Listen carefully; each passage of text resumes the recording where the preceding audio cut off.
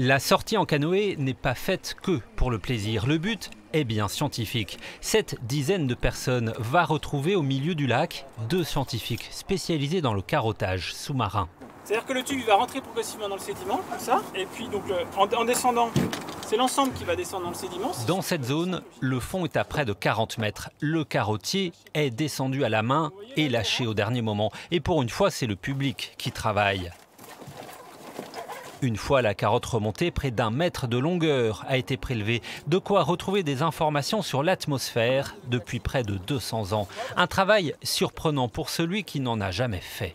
Comme on ne sait pas très bien à quelle profondeur on va, donc on y va vraiment à tâtons.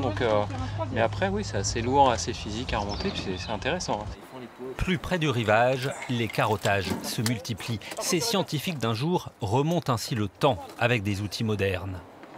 Belle expérience, riche en émotions, déjà en souvenirs, alors que ça vient juste de commencer, puisqu'on parlait de temps anciens et de temps récents.